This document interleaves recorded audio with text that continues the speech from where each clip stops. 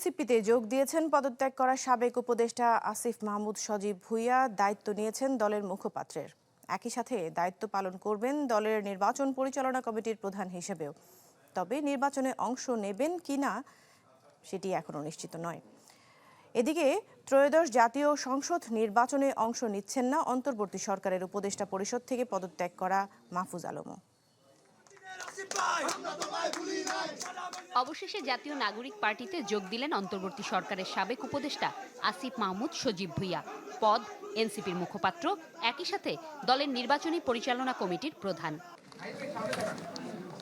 যোগদানের আনুষ্ঠানিকতায় আসিফ সাফ জানিয়ে দেন নির্বাচনে অংশ নেবেন না তিনি।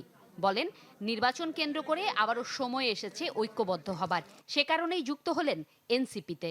সহযোদ্ধাদেরকে নির্বাচিত করার জন্য আমি সর্বোচ্চ চেষ্টা করব। ঢালাইয়ে দৃঢ়তা, নির্মাণে নিশ্চয়তা। প্রিমিয়ার সিমেন্ট, ঢালাইয়ের রাজা।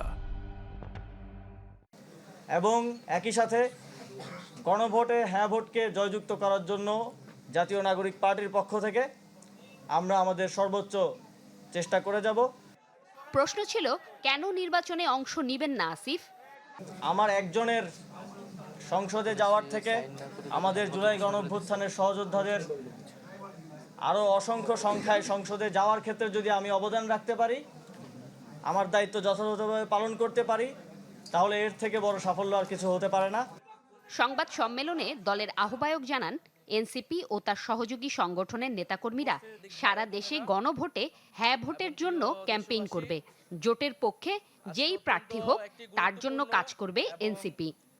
আমাদের 47টা সাবমিট হয়েছে, এটা আমাদের আসন সমঝোতা এখনো চূড়ান্ত হয়নি, সেটা আমরা কিছুটা বাড়িয়েই সাবমিট করেছি।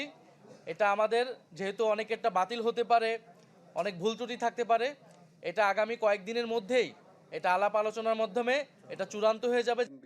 এদিকে চ্যানেল 24-কে আরেক সাবেক উপদেষ্টা মাহফুজ আলম জানান, নির্বাচনে অংশ নেবেন না তিনি। আমি সংবিধানের রক্ষণ। জোমাতুল বিদা, চ্যানেল 24, ঢাকা।